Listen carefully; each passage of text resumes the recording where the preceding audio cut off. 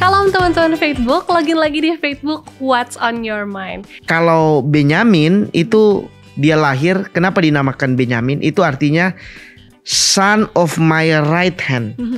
Jadi anak dari kekuatan tangan kananku, begitu kata Yakub. Tapi anehnya Ehud yang keturunan Benyamin bukan dari tangan kanan kekuatannya, justru tangan kiri.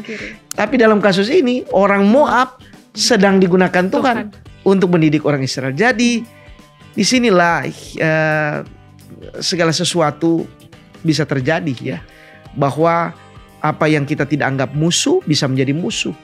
Bagaimana mungkin dia bisa lolos dari penjagaan ketat, kemudian timingnya tepat dia berada di sana, kemudian dia bunuh, tidak ada suara di sana, lalu kemudian akhirnya dia bisa lolos. Setelah dia lolos, baru kemudian mereka sadar.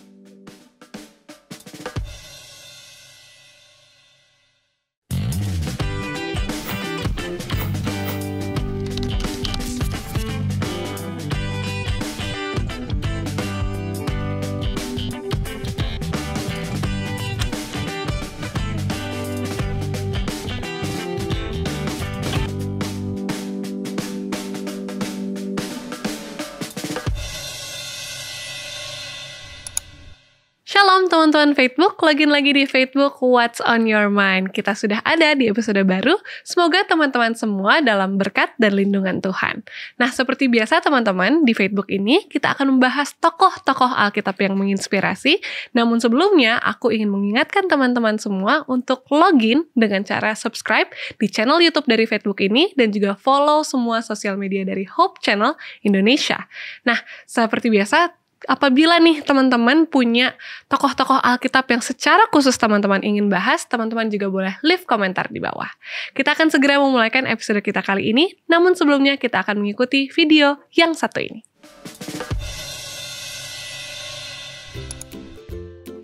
Pasangannya Ratu. Raja. Benar. Kirim... Kalau mau bilang ke orang tapi melalui ponsel. Ponsel. Pesan. Iya, betul.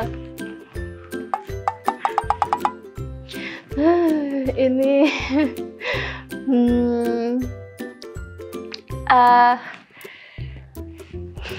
di Undang-Undang Dasar Indonesia. Pancasila. Paragraf. Bukan. Titik-titik. Indonesia. Kita. Rakyat. Masyarakat. Lebih besar lagi. Negara. Lebih. Pes. Aduh, ini benda tajam. Pisau. Lebih panjang. Pedang. Iya. Pedang. Nyoba lagi. Aduh. Malaikat. Aduh, menolong. Menolong. Iya, kata lainnya. Penolong. Dari P, benar. Dari P. Membantu. Menolong. Selamat. Selamat. Dari P. Penyelamat. Ya. Aduh, lebih besar dari rakyat. Komunitas. Lebih gede lagi. Tiap negara. Dunia.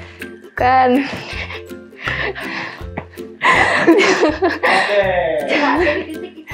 Oh iya, titik-titik Israel. Bangsa. Iya. Oke, sekarang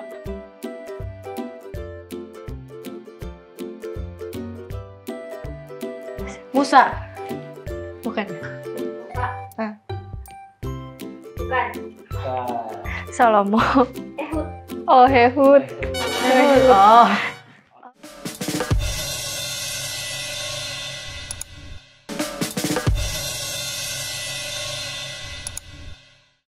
Lagi-lagi di Facebook What's on Your Mind. Nah teman-teman, barusan kita sudah lihat ya video yang seharusnya kasih tahu teman-teman semua siapa yang akan kita bahas di episode kali ini. Namun sebelumnya, aku tidak sendirian nih karena aku nggak bisa ya teman-teman untuk bahas tokoh Alkitab ini, tokoh-tokoh Alkitab. Nah, aku sudah ditemani bersama dengan Pendeta Raymond Lohonauman. Shalom Pendeta, apa kabar Pendeta? Shalom, baik Yana. Puji Tuhan, keluarga sehat-sehat Pendeta? Amin, baik. Puji Tuhan. Wah, kita juga berharap ya Pendeta, teman-teman Facebook dimanapun teman-teman berada Amin. juga dalam keadaan yang sehat-sehat. Amin. Nah Pendeta, walaupun sebetulnya seharusnya teman-teman Facebook nih udah tahu siapa yang akan kita bahas, tapi Pendeta boleh kasih tahu lagi Pendeta siapa yang akan kita bahas di episode kali ini? Kita kembali akan membahas seorang hakim yang lain yang bernama Ehud. Ehud, oke. Hakim yang kedua. Hakim yang kedua, oke. Pendeta, Ehud ini kayaknya jarang ya Pendeta untuk dibahas di cerita anak-anak juga jarang, di khotbah-khotbah juga kayaknya nggak terlalu terkenal lah Pendeta. Iya, betul. Nah, jadi seperti biasa nih Pendeta, kita mau tahu siapa Ehud ini, dari mana asalnya, dan arti namanya dia tuh apa sih Pendeta? Oke, baik sekali.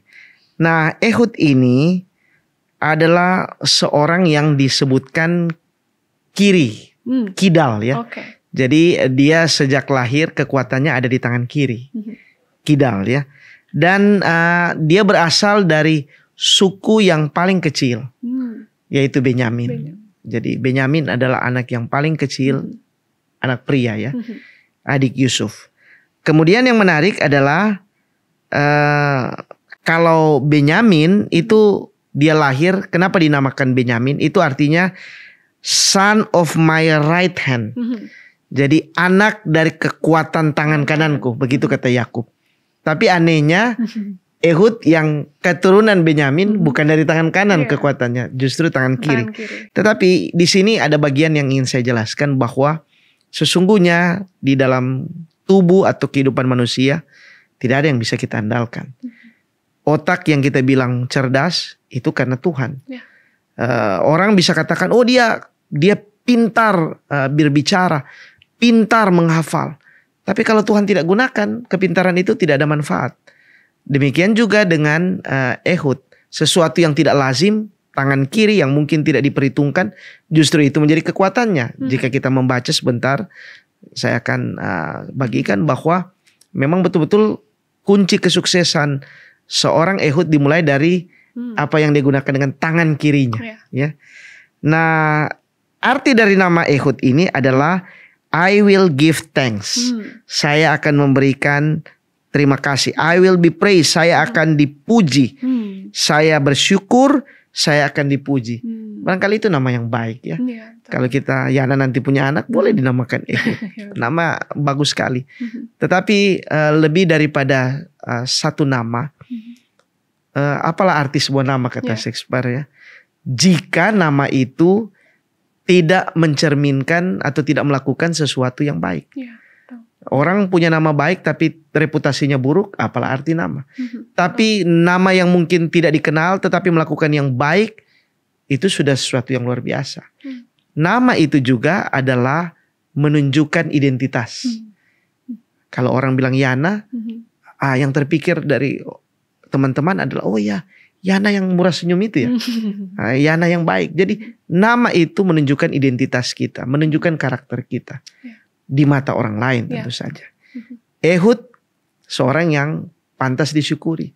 Tetapi apalah arti nama Ehud kalau kehidupannya tidak melakukan sesuatu yang positif. Tapi untunglah Ehud melakukan yang baik. Nah ini Pendeta udah agak kasih spill sedikit nih apa yang dilakukan oleh Ehud nih. Cuman kita akan masuk lebih dalam lagi nih Pendeta, yaitu saat ini aku mau tanyakan ke Pendeta apa yang sudah dan sedang terjadi pada orang-orang Israel, karena kan Ehud ini dipilih untuk memimpin bangsa Israel kan. Jadi apa yang sudah terjadi dan sedang terjadi saat Ehud dipilih menjadi hakim atas Israel.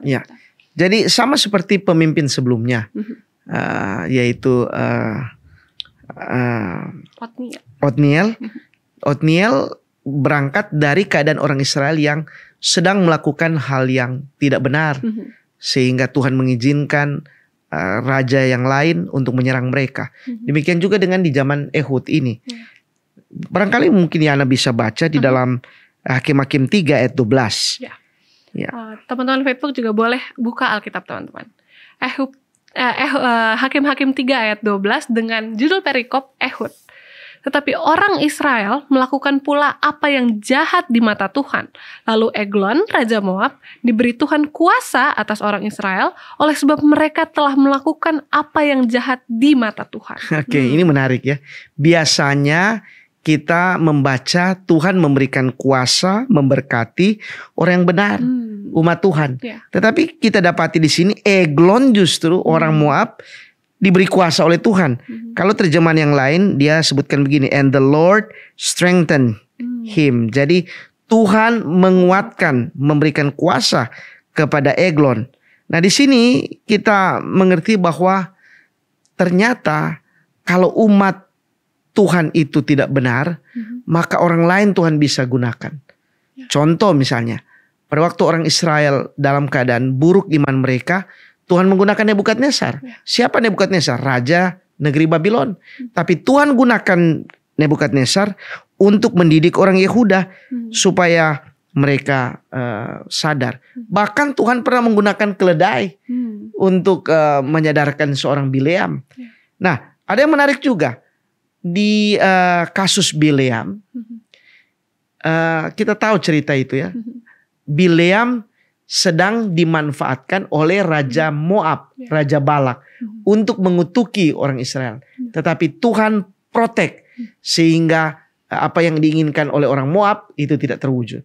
Tapi dalam kasus ini orang Moab sedang digunakan Tuhan untuk mendidik orang Israel. Jadi disinilah segala sesuatu bisa terjadi ya, bahwa apa yang kita tidak anggap musuh bisa menjadi musuh. Apa yang kita anggap baik bisa menjadi tidak baik. Tergantung dari dengan siapa atau bagaimana kita berjalan. Daud katakan, sekalipun aku berjalan dalam lembah kekelaman, aku tidak takut karena Engkau besertaku. Jadi kalau kita beserta dengan Tuhan, maka tidak ada ancaman. Kalaupun ada ancaman, itu tidak membahayakan. Tetapi sebaliknya, dan ini yang terjadi pada orang Israel ketika mereka tidak setia. Orang yang dulunya tidak menjadi ancaman, sekarang menjadi ancaman bagi mereka. Saya kira itu yang bisa saya jelaskan untuk bagian ini. Iya, betul. Dan ini juga bisa menjadi pengingat buat kita ya pendeta. Kadang kita tuh punya, seharusnya nggak boleh, tapi seringkali ya pendeta, di dalam kehidupan kita sehari-hari kita tuh punya orang-orang yang kita tidak sukai. Ya, dan ketika orang-orang yang kita tidak sukai itu lebih sukses, kadang-kadang kita kayak cari-cari kesalahannya mereka, pendeta. Mungkin kita tidak, kita melakukan apa yang Israel lakukan mungkin. Kita justru sebetulnya ada yang salah dari kita, sehingga Tuhan sengaja memberikan dalam tanda kutip kuasa terhadap orang yang kita tidak sukai untuk menyadarkan kita bahwa ada yang salah dari diri kita. Ya, ada ungkapan katakan begini, segala sesuatu dan setiap orang bisa menjadi cermin untuk diri kita. Jadi peristiwa-peristiwa yang entah baik atau buruk, kesuksesan atau kegagalan orang, itu bisa menjadi cermin untuk kita. Iya, betul. Merefleksikan itu, memberikan refleksi bagi kita. Apakah saya sedang seperti dia? Ya. Jika dia berjalan dalam keadaan atau berada dalam keadaan susah, apakah saya sedang seperti dia? Ya. Atau sebaliknya, ketika dia sukses, apakah saya sedang seperti dia? Orang itu sukses mungkin karena dia setia kepada Tuhan. Jadi setiap orang, setiap bagian dalam kehidupan, setiap peristiwa itu adalah cermin untuk kehidupan setiap orang. Iya, betul. Dan kembali lagi di sini Tuhan memberitahu kepada kita semua bahwa kadang orang-orang yang kita dalam tanda kutip kita tidak sukai ini bisa digunakan oleh Tuhan untuk menyadarkan kita. Jadi balik lagi, kita harus seringkali setiap hari untuk cek diri kita ya, cek kesehatan hubungan kita bersama Tuhan. Kata yang paling pas adalah introspeksi diri. Iya, introspeksi diri kita. Apakah hubungan kita dengan Tuhan sudah baik? Benar. Setiap harinya. Ini menjadi pengingat untuk kita semua. Tapi ini tuh masih sedikit ya pendeta dari kisah Ehud. Kita akan perdalam lagi kisah dari Ehud, hakim kedua dari Israel ini di next segment. Jadi teman-teman jangan kemana-mana, tetap di Faithful.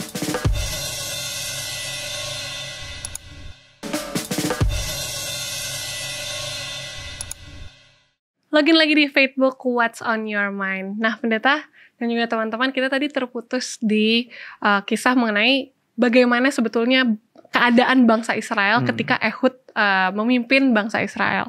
Dan pendeta sudah jelaskan bahwa saat itu Tuhan memberikan kuasa terhadap bangsa Moab ini, bangsa yang sebetulnya musuhnya mereka. Nah, yang aku mau tanya ke pendeta saat ini adalah berapa lama orang Israel itu sengsara, pendeta? Nah, ini menarik ya.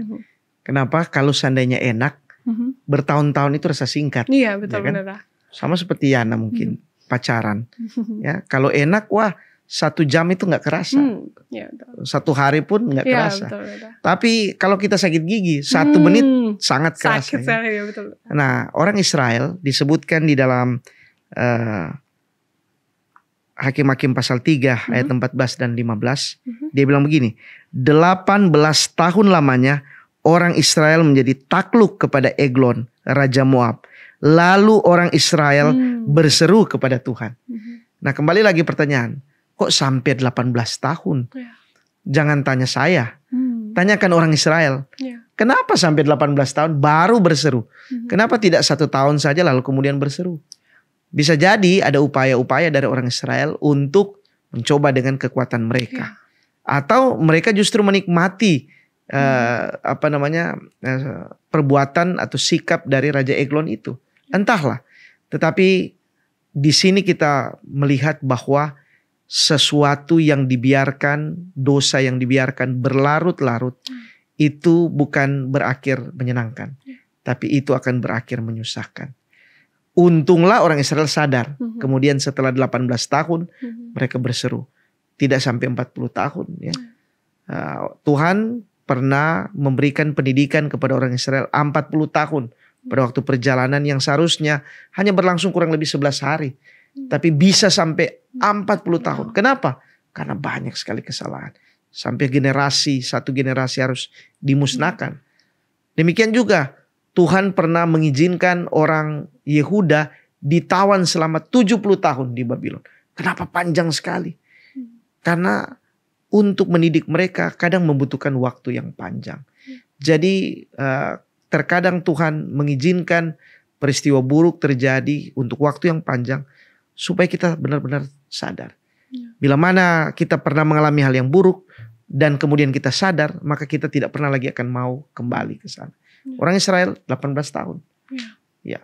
18 tahun ya, pendeta. Dan salah satu hal yang menariknya adalah 18 tahun baru mereka berseru kepada Tuhan. Ada satu kata-kata yang saya ingin bagikan ya, yang pernah diucapkan oleh Charles Spurgeon. Dia adalah seorang pengkhotbah terkenal abad 19. Dia bilang begini, saya baca dalam bahasa Inggris ya, dia bilang begini, God never allows his people to sin successfully. Their sin will either destroy them or it will invite them chastening hand of God. Jadi Allah tidak pernah mengizinkan atau meluaskan umatnya untuk sukses berdosa. Ya, dosa mereka itu akan salah satu, itu menghancurkan mereka atau itu akan mengundang Tuhan, tangan Tuhan untuk menghentikan. Jadi dalam hal ini Tuhan dengan segala kemurahannya mengizinkan peristiwa itu terjadi. Tetapi pada akhirnya dia menolong mereka. Jadi mereka tidak dibiarkan terus-menerus berdosa. Tapi Tuhan campur tangan ketika mereka berseru mengubah keadaan mereka. Ya, betul. Nah, itu juga menjadi satu peringatan ya, pendeta, kepada kita semua. Apakah jika ada hal-hal yang terjadi dalam kehidupan kita, apakah mungkin kita udah jauh dari Tuhan? Sehingga Tuhan harus campur tangan dengan memberikan banyak hal yang tidak mengenakan supaya kita sadar untuk berseru kepada Tuhan dan berbalik ke jalan Tuhan yang benar. Nah, pendeta, saat ini aku mau tanya, kita kan masih berbicara tentang Ehud ya, pendeta. Nah, pendeta boleh kasih tahu gak sih sebetulnya Ehud ini kenapa dia sampai dipilih oleh Tuhan? Apakah karena latar belakangnya dia atau karena apa sih sebetulnya, pendeta? Ini menarik ya. Sebenarnya kalau kita teliti satu persatu dari katakanlah hakim-hakim, katakanlah ya kalau raja-raja ya itu berdasarkan keturunan ya. Tetapi hakim-hakim kemudian banyak nabi, ketika ditanya apa kehebatan mereka, jawabannya adalah tidak ada. Ketika Tuhan memilih Abraham, apa background Abraham sehingga dia terpilih menjadi bapa segala orang percaya? Tidak ada. Demikian juga dengan Ehud ini. Apa kelebihannya? Tidak ada saya dapati catatan. Kecuali dia memiliki kemampuan dengan tangan kirinya. Tetapi di sini kita belajar bahwa seseorang yang mungkin dianggap tidak punya kapasitas. Tapi kalau Tuhan yang pilih, maka Tuhan yang akan memampukan dia. Jadi pelajaran pertama, jangan pernah menganggap buruk terhadap orang. Apalagi itu menyangkut pekerjaan Tuhan. Kenapa? Jika Tuhan yang telah memilih dia, Tuhan yang akan memampukan dia. Dan semua tokoh-tokoh Alkitab, kita dapati bahwa mereka itu hebat karena Tuhan menggunakan mereka. Kemudian yang berikut adalah cara Tuhan memilih juga itu unik. Jadi kita tidak bisa intervensi. Kita tidak bisa datang kepada Tuhan dan katakan, Tuhan, kenapa engkau pilih Ehud? Mbok iya yang lain, kata orang Jawa ya. Pilih yang lain yang kelihatan lebih kekar. Sama seperti ketika dia memilih Daud. Samuel waktu itu datang ke rumah Isai, dia lihat, wah ini kakak-kakak Daud ini kekar-kekar, hebat-hebat. Tapi bukan itu yang Tuhan pilih. Justru yang disebutkan Alkitab masih kemerah-merahan, yaitu Daud, itulah yang dipilih. Jadi kita tidak bisa intervensi, cara Tuhan memilih itu selalu unik. Dan sekali lagi ketika Tuhan pilih berarti dia tahu kapasitas orang itu. Sanggup atau tidak. Ya betul. Dan uniknya adalah pendeta, walaupun gak dikasih tahu ya latar belakangnya Ehud ini siapa, lagi-lagi ini juga bisa menjadi pengingat untuk kita semua pendeta. Ketika Tuhan memberikan mungkin suatu tanggung jawab untuk kita, untuk anak-anak muda mungkin di gereja ataupun di komunitas-komunitas yang lainnya. Kadang kita suka merasa untuk tidak layak pendeta karena mungkin ada latar belakang kita dan lain-lain. Tapi Ehud ini walaupun tidak ada bahkan ya pendeta ya di Alkitab menjelaskan bahwa dia itu siapa, tapi bisa dipilih oleh Tuhan. Mungkin ada perasaan-perasaan tertentu di dalam anak-anak muda pendeta, bahwa kita kayaknya bukan siapa-siapa tapi kok bisa Tuhan pilih. Ya, jadi justru ketika kita merasa bukan siapa-siapa, disitulah Tuhan ingin menggunakan. Seseorang yang merasa diri hebat, dia layak, maka sering Tuhan tidak menggunakannya. Sama seperti Absalom, dia rasa dia hebat, tapi Tuhan tidak pernah pilih dia untuk menjadi raja menggantikan Daud. Saya juga mau kasih nasihat kepada Yana yang sementara mungkin cari pasangan. Kadang-kadang juga kita terlalu berpikir, wah jangan-jangan ini. Ya memang bagus kita memiliki kriteria. Tapi kalau boleh saya anjurkan kepada setiap anak-anak muda, pilihlah seorang yang benar-benar takut Tuhan. Karena takut Tuhan itu menjadi kunci segala sesuatu. Orang yang kelihatan hebat, katakanlah dia kaya, katakanlah dia pintar, katakanlah dia bertalenta, banyak hal yang hebat. Tetapi dia tidak setia dengan Tuhan. Saya boleh katakan, saya memiliki keraguan untuk masa depannya. Kenapa? Karena pasti orang seperti ini akan mengandalkan kemampuannya. Tapi sebaliknya, orang yang kelihatan biasa, dan banyak sekali bukti di dalam kehidupan ini. Orang-orang yang tidak dianggap sebelumnya justru menjadi orang sukses. Karena mereka memulai awal ketika masih muda, di awal karir bersama dengan Tuhan. Ya betul. Jadi memang balik lagi ya pendeta untuk membangun kehidupan hubungan pribadi bersama dengan Tuhan ya pendeta. Begitu juga mungkin dapat wejangan nih teman-teman kita untuk anak-anak muda, kalau cari pasangan cari yang dekat dengan Tuhan. Nah saat ini pendeta, sebelum kita akan melanjutkan kembali kisah tentang Ehud ini, kita akan berhenti sejenak pendeta. Kita akan bahas kembali mengenai Ehud di next segment. Jadi teman-teman jangan kemana-mana, tetap di Facebook.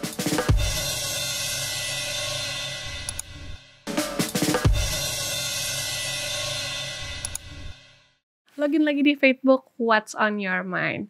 Nah pendeta, kita tadi sudah membahas latar belakangnya Ehud, walaupun sebenarnya nggak dijelaskan ya pendeta, siapa sih sebenarnya Ehud nih, datang dari mana sih sebetulnya. Nah tapi saat ini yang ingin aku tanyakan kepada pendeta adalah, bolehkah pendeta jelaskan bagaimana cara Ehud mengalahkan Raja Moab nih pendeta? Nah ini paling seru. Jadi kalau baca cerita ini dan kita visualisasikan bagaikan adegan film, ini paling seru. Kenapa? Ini seperti cerita spionase atau agen-agen rahasia yang sedang melakukan sesuatu seperti James Bond barangkali ya, atau film seperti Mission Impossible ya, kayak gitu. Karena ceritanya begini, Ehud ini datang, kemudian pada waktu dia datang diperiksa. Nah, untunglah zaman itu belum ada detektor ya, logam detektor ya, metal detektor. Kenapa? Karena waktu dia datang, dia diperiksa. Tapi karena dia kidal, mereka tidak menaruh perhatian di sisi mana dia taruh. Sebab kalau orang kanan itu biasanya ambil dari kanan, maka pedangnya itu sebelah kanan, bukan? Jadi orang tahu bahwa oh ya pedangnya sebelah kanan, kemudian dia ambil. Jadi mereka mungkin periksa lebih menitik beratkan bagian kanan. Padahal dia menaruh senjatanya di bagian kiri, di bagian kanan. Jadi tangannya tangan kiri. Keras ya. Jadi dia ambil seperti ini kan, bukan? Dan itu juga bukan di tempat yang lazim. Dia taruh di pangkal paha. Jadi senjatanya itu hanya kurang lebih 40 cm, 45. Jadi mungkin ehud ini cukup besar. Jadi dia bisa sembunyikan di pangkal paha. Jadi waktu mereka periksa, mereka menemukan, oh tidak ada masalah. Lalu kemudian dalam adegan itu, dia masuk ke kamar raja. Bahkan dia tutup pintunya. Nah ini di mana security-nya? Iya, betul. Kan menarik di sana. Lalu kemudian pada waktu dia masuk ke sana, ditutup pintu, dia menancapkan senjatanya, jadi dia menikam raja itu dan kemudian raja meninggal, mati di tempat, tidak ada suara di sana. Lalu kemudian dia sempat melarikan diri. Nah, yang saya ingin kita pikirkan di sini adalah pertama orang-orang yang menjaga kok gak ketat. Lalu kemudian pada waktu dia masuk itu, antar waktu itu, lalu kemudian dia bisa lolos dari penjagaan itu, kok seperti film ya, semuanya nampak seperti kebetulan. Tapi disinilah mungkin saya mau katakan bukan karena Ehud hebat, tapi di situ ada Tuhan yang berperan, Tuhan yang mengatur waktu. Ingat Roma 8 ayat 28 katakan Allah turut bekerja di dalam segala sesuatu untuk mendatangkan kebaikan. Caranya mungkin kelihatan jelek sekali atau buruk, tapi ada cara Tuhan yang mungkin menggunakan logika berpikir dari Ehud. Ehud berpikir bahwa oh beginilah caranya untuk membunuh raja, atau beginilah cara untuk membalaskan dendam dari umat Tuhan. Ya itu cara berpikir Ehud ya. Tetapi disitulah Tuhan gunakan dia. Jadi semata-mata sekali lagi di sini saya melihat seperti adegan yang menegangkan, film ya. Tapi saya melihat di situ sutradaranya Tuhan yang mengatur ya. Betul. Jadi memang kalau kita disertai oleh Tuhan ya pendeta, Tuhan akan berikan hikmat bagaimana untuk melakukan hal-hal yang rasanya tidak mungkin untuk masuk ke sebuah tempat yang seharusnya ada penjagaannya banyak. Tapi karena Tuhan bersama-sama dengan Ehud, semuanya itu mungkin. Jadi peringatan dan juga bukan peringatan, pelajaran buat kita semua bahwa lagi-lagi dalam kehidupan kita harus minta hikmat Tuhan, minta penyertaan Tuhan agar mungkin ada hal-hal yang kita rasa kok nggak bisa nih kita lakukan, kita ambil seperti Ehud. Ehud bisa lakukan ketika bersama-sama dengan Tuhan ya pendeta. Amin. Nah pendeta, yang aku ingin tanyakan lagi nih pendeta, sebetulnya pendeta udah sempat jawab, tapi kembali lagi aku ingin tanyakan, apakah pendeta melihat semua tindakan Ehud ini adalah suatu kebetulan pendeta? Iya, kelihatan kalau kita tidak membaca dari perspektif rohani, di mana kita tahu bahwa Tuhan bekerja di sana, kita akan melihat semua seperti kebetulan. Di Alkitab ada banyak sekali mungkin nampak seperti kebetulan. Contoh, Yunus yang dibuang ke laut, kemudian tiba-tiba ikan menangkap. Nah sekarang coba pikirkan secara logika ya, secara logika ilmu pengetahuan.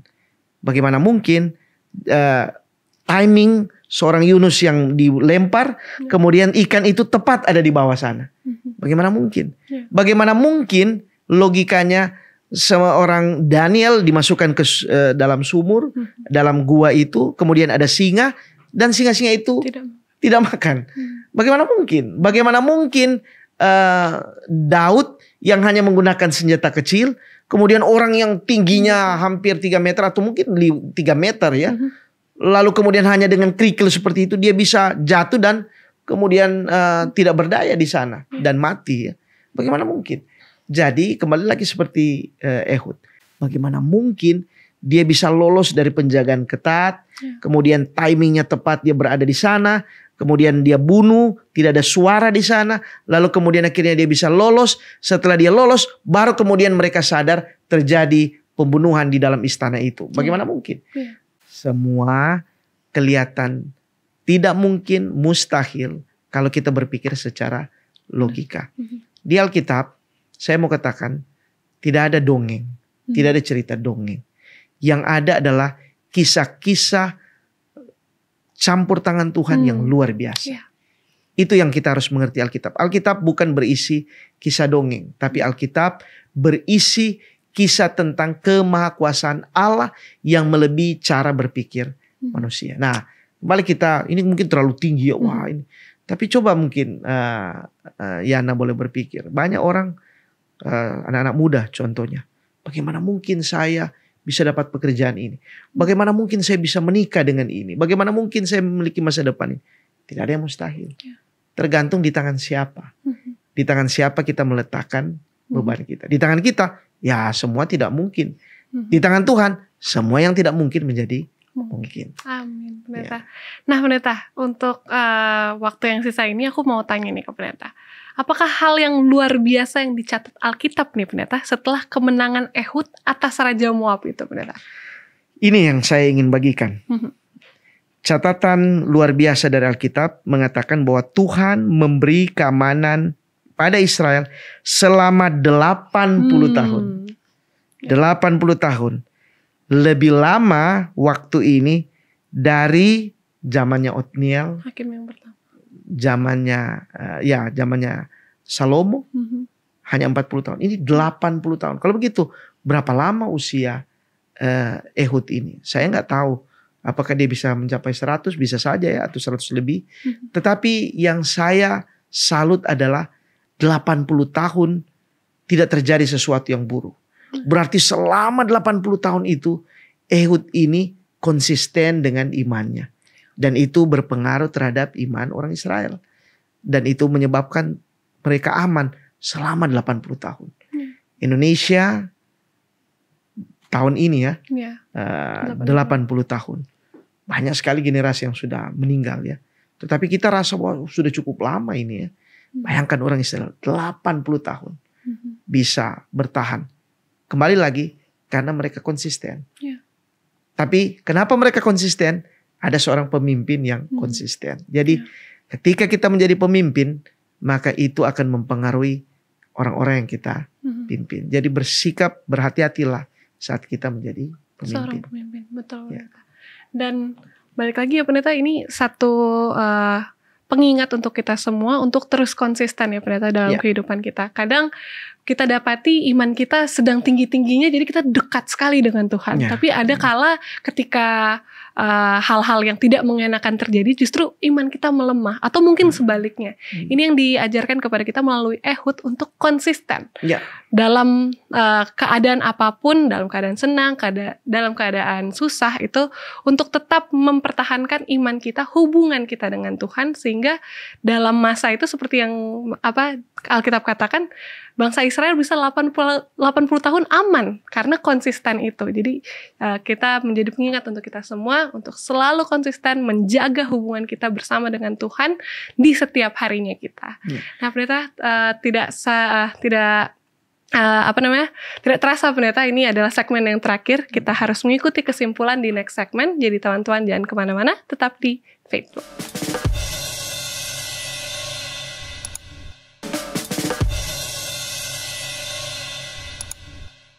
Lagi-lagi di Facebook, What's on your mind? Nah, Pendeta, tidak terasa Pendeta, ini sudah di segmen terakhir, segmen kesimpulan. Jadi bolehkah Pendeta berikan kesimpulan dari kisah Ehud ini, Pendeta? Oke.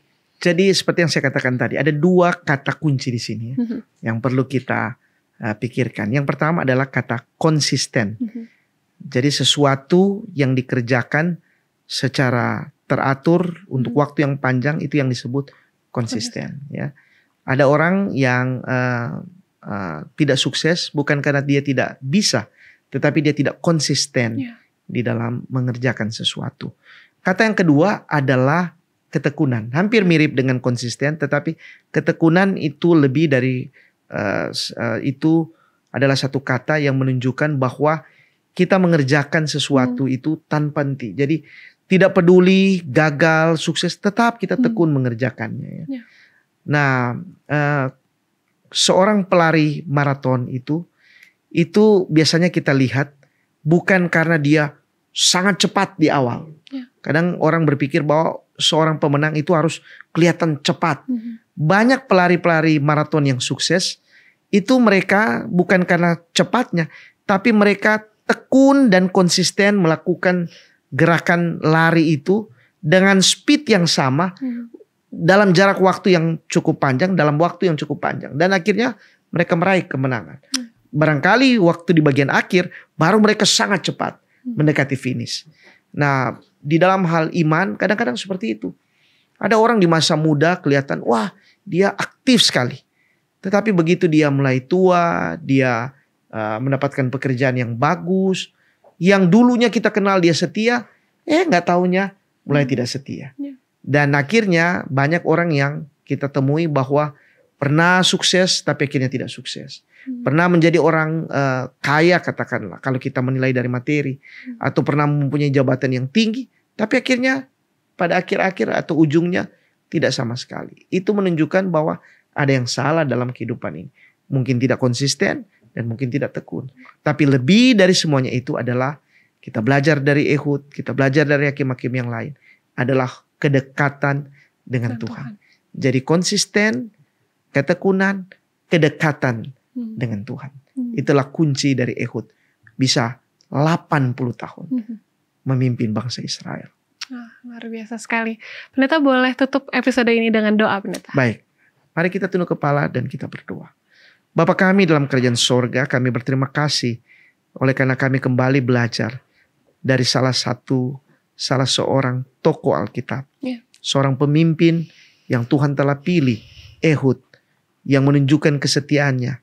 Bukan hanya dalam waktu yang singkat, tetapi 80 tahun dia menjaga imannya. Dia memelihara hubungannya dengan Tuhan.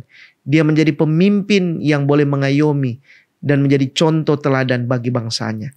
Sehingga itu mempengaruhi keadaan orang Israel. Mereka aman untuk 80 tahun. Tuhan, berkati kami semua. Khususnya bagi mereka yang bergumul dengan kehidupan ini. Yang sementara baru mulai bekerja. Atau baru memulai hubungan.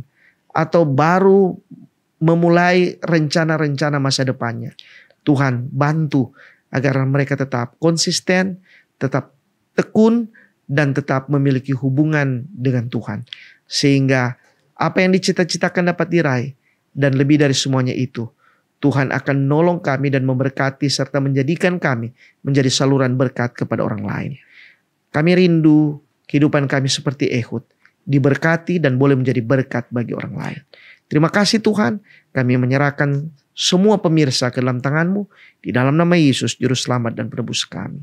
Amin. Amin. Terima kasih banyak Pendeta untuk pelajaran luar biasa di episode kali ini. Kiranya Tuhan selalu memberkati ya Pendeta dalam pelayanan juga keluarga. Amin. Nah teman-teman Facebook, saat ini aku tidak bosan-bosan ingin mengingatkan teman-teman semua untuk subscribe di channel YouTube dari Facebook ini dan juga follow semua sosial media dari Hope Channel Indonesia. Dan jangan lupa untuk nyalakan lonceng notifikasi supaya teman-teman tidak ketinggalan episode-episode baru dari Facebook. Demikian saja episode kita pada kali ini. Shalom, Tuhan memberkati kita semua. Dadah!